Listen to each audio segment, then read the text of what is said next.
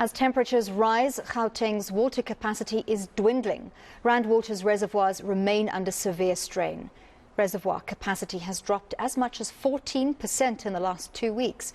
Residents have been urged to cut back on their usage. And with rolling blackouts kicking in again today, there has been little word from officials on when levels are expected to be restored.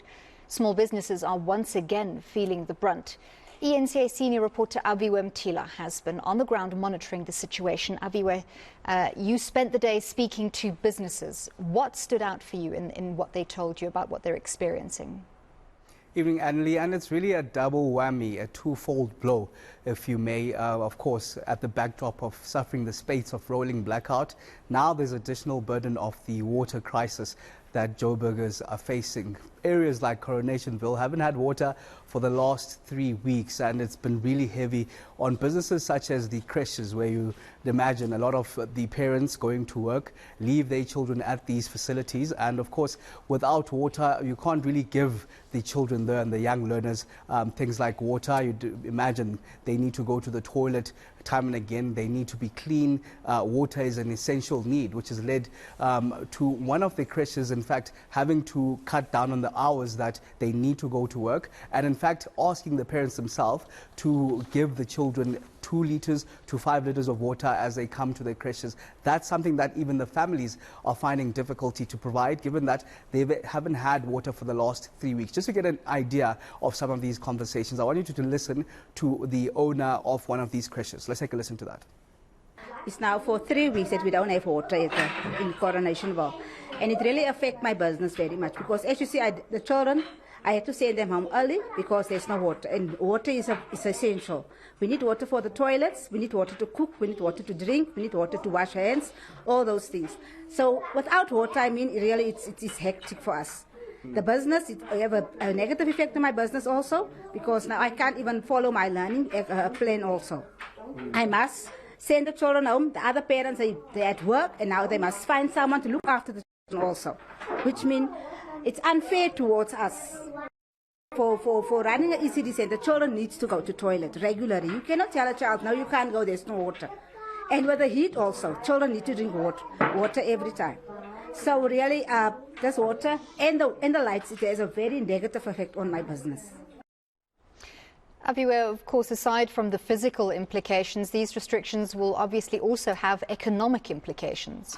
Certainly, Ali, and the lady that we just saw there on that bite suggests that if these water restrictions are to continue, she will have no choice but to close the creche itself. So, of course, there are jobs that are on the line there. Not only that, you can imagine that also we're rearing from the rolling blackouts, where, of course, it's already had a dire impact on the economy already, with the additional costs of having to buy generators to keep these businesses afloat. They now also have to make means getting water supply regularly.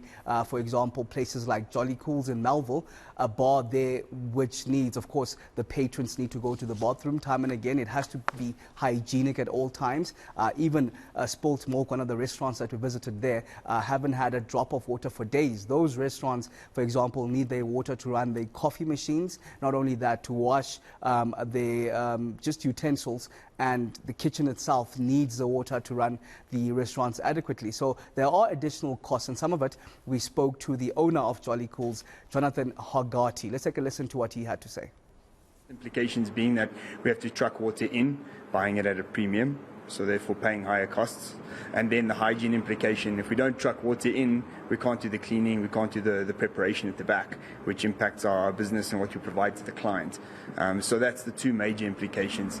And then there's just the basic stuff, you know, when you come to a bar, you drink, you want to go to the bathroom, you can't flush the toilet. So we have to truck in water for that as well, because we don't want people to leave because they, you know, have smelly bathrooms and just basic hygiene. So those are your basic implications. And then just general, you know, it's we're all looking forward to summer, we're looking forward to peak season. You come to a place for a bit of respite to get something to drink, get a bit of ice in your drink. We can't provide ice, we have to buy ice. So these are the small costs that eventually just they add up. And we hope that it doesn't have an economic impact on our staff, because there's certain fixed costs which we have to maintain, staffing, rent, those kind of things. And if we have these small costs all weighing up, eventually we have to make decisions, and unfortunately we hope it doesn't lead to more unemployment in the future. Aviwe, what's the word from officials on when reservoir levels expect to return to normal and how long we can expect this water shedding to be with us? Well, the residents will tell you that that's the difficulty that they're having, the communication from officials on how long these spates of water cuts will be for. They're saying that they don't have adequate communication, something that we're struggling ourselves to get in terms of when we'll see the end of stage 2 water cuts.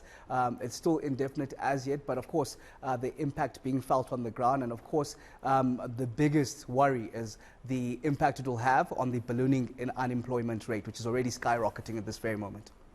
Well, thank you very much, eNCA senior reporter Aviwe Mtila, covering that story for us.